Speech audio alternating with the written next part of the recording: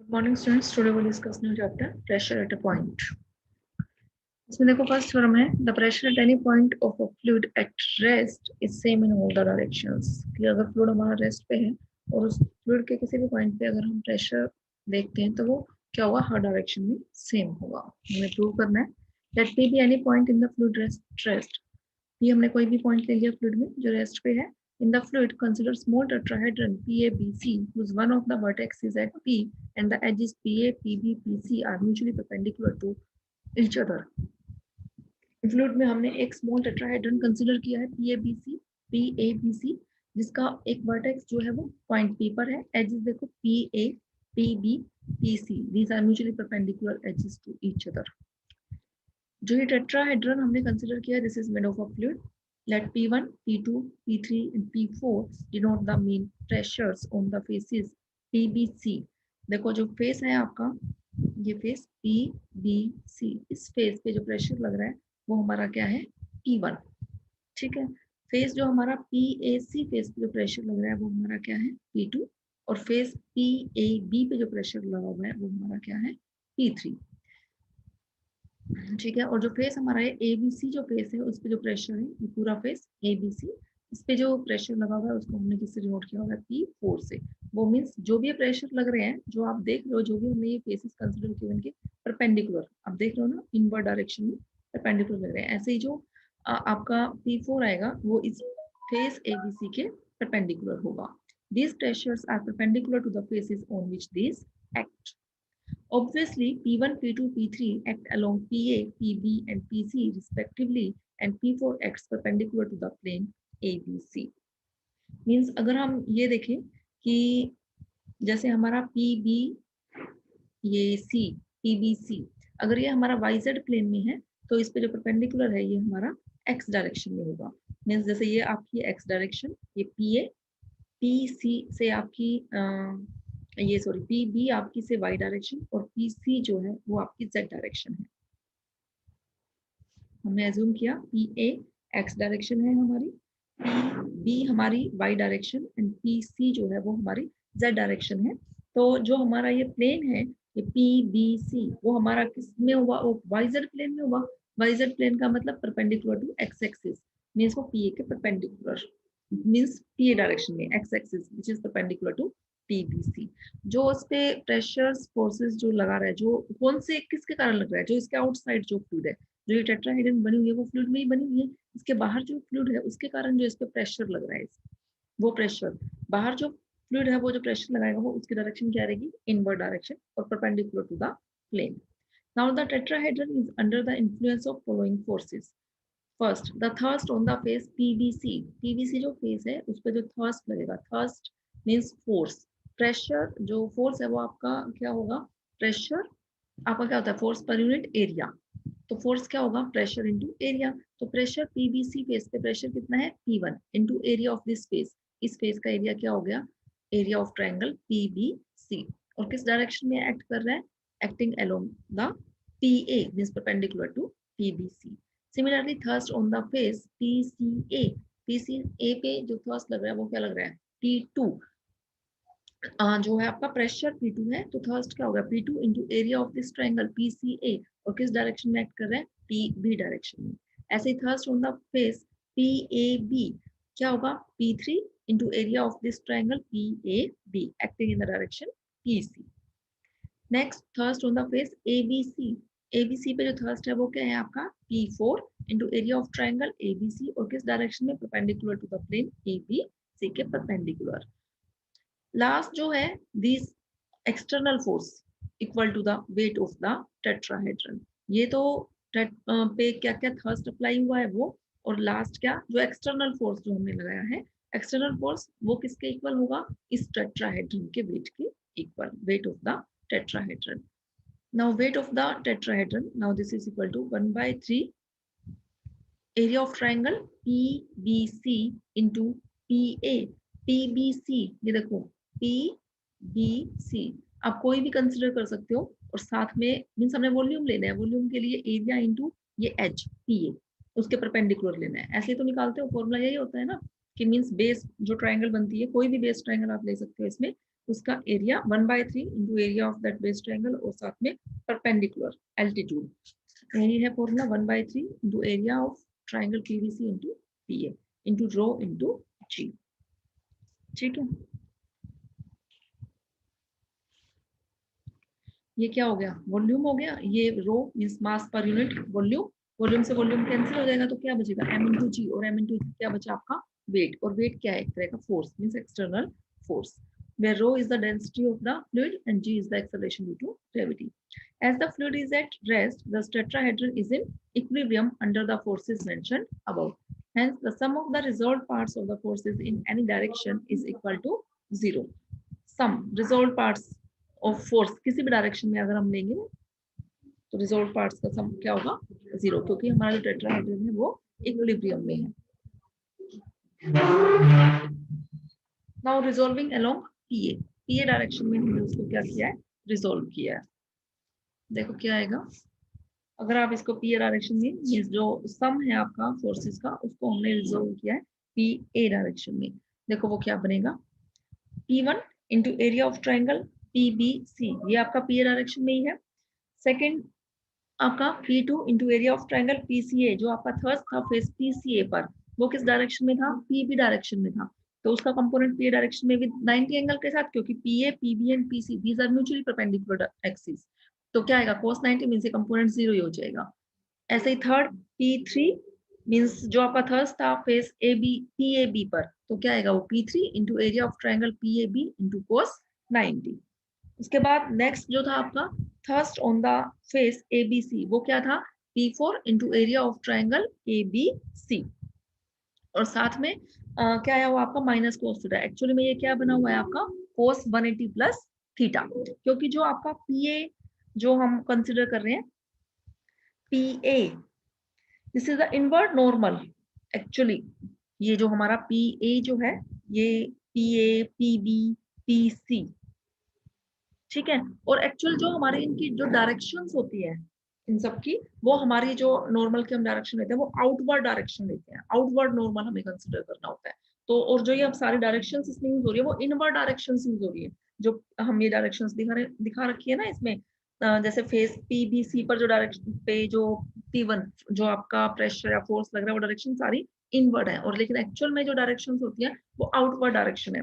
अगर direction outward है तो एक तो 180 का डिफरेंस क्या आ गया डायरेक्शन अपोजिट होने के कारण, और साथ में एंगल जो बन रहा है वो थीटा, थीटा एंगल क्या है, theta is the angle which the plane PBC and ABC के बीच का एंगल, जो PBC ABC के साथ बना रहा है उनके बीच का एंगल क्या है वो थीटा है। तो दैट्स व्हाई नेक्स्ट ये जो हमारे पास आया हुआ है वो माइनस कोस 180 प्लस थीटा होने के कारण ये माइनस कोस थीटा आया हुआ है। Next part component 1/3 area of triangle PBC into PA into rho g, साथ में कोस अल्फा, अल्फा क्या है, alpha is the angle made by PA with vertical, जो PA जो है वो वर्टिकल के साथ जो एंगल बना रही है वो हमारा क्या है अल्फा है, and this is equal to 0 means sum of resolve parts of force in any direction, और वो डायरेक्शन हमने क्या ले रखी, किसी भी डायरेक्शन में क्या होगा वो 0 होगा, हमने जो डायरेक्शन ले रखी है वो क्या ले रखी है PA डायरेक्शन ले रखी है। तो ये क्या बन गया P1 into area of triangle PBC, second और थर्ड आपके 0 हो चुके हैं, minus P4 area of triangle ABC cos theta plus 1/3 area of triangle ABC PA rho G cos alpha, this is equal to 0. Now let the tetrahedron diminish to 0 at P. हम क्या कह रहे हैं कि अगर ये टेट्राहेड्रन जो हमने कंसीडर किया फ्लूइड में वो क्या कह रहे हैं कि वो P पे ही डिमिनिश हो जाए, means diminish to 0 at P, कहने का मतलब जस्ट वो पॉइंट ही अगर हम कंसीडर कर लें तो कोई एजिस रही ही नहीं, फिर तो PA PB PC सब किसको टेंड कर जाएंगे, 0 को टेंड कर जाएंगे। Now taking limit, limit PA tending to 0, अगर PA 0 को टेंड कर रहे हैं आपका तो ये क्या बनेगा, देखो PA टेंडिंग टू 0 मींस जो हमारा टेट्राहेड्रन है वो जस्ट एक पॉइंट में रिड्यूस होकर रह गया है, तो क्या बनेगा, हमने इस पे लिमिट ले ली P1 area of triangle PBC minus P4 area of triangle ABC cos theta plus 1/3 area of triangle PBC PA, ये सारा, और उस पे हमने क्या ले ली limit. Now this is equal to 0।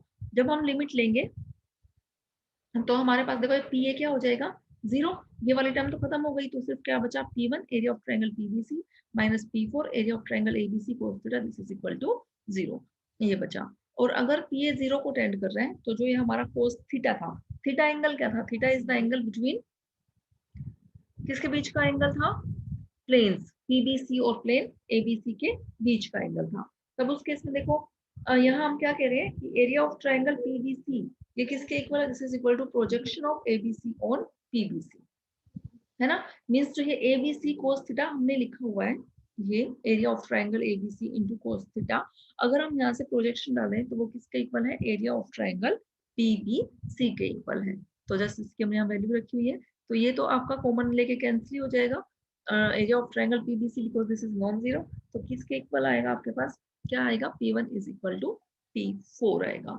अब P1 is equal to P4 तो आ गया, लेकिन हम क्या कह रहे हैं, now let P1, P2, P3, P4 with the pressures at P in direction of normal to the faces.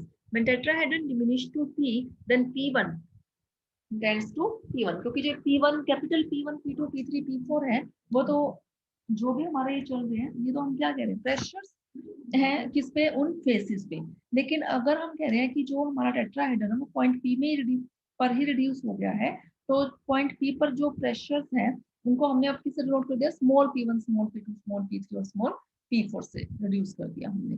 तो जब टेट्राहेड्रन p पॉइंट पे डिमिनिश हो जाएगी, तो जो कैपिटल p1 है वो p1 को रेंट करेगा, स्मॉल p1 को, कैपिटल p4 स्मॉल p4 को, तो यहाँ से क्या आ जाएगा, small p1 is equal to small p4। Similarly हम प्रूव कर सकते हैं कि P1 P2 के इक्वल है और P1 जो है वो P3 के इक्वल है, ठीक है। तो इसका मतलब क्या हुआ, P1, P2, P3, P4 ये जो सारे प्रेशर्स हैं वो क्या है, इक्वल। इसका मतलब pressure at point P is same from all the directions as tetrahedron is arbitrary. हमें यही प्रूव करना था इसमें। सेकेंड आर्टिकल देखो, if pressure at any point of the fluid at rest be increased, अगर हम प्रेशर किसी भी पॉइंट पे, फ्लूइड में किसी भी पॉइंट पे प्रेशर को अगर हम इंक्रीज कर देते हैं और फ्लूइड हमारा रेस्ट पे है, then prove that pressure at every other point also increased by the same amount। तो हर ओवर पॉइंट पे भी प्रेशर जो है उसी अमाउंट से इंक्रीज हो जाएगा।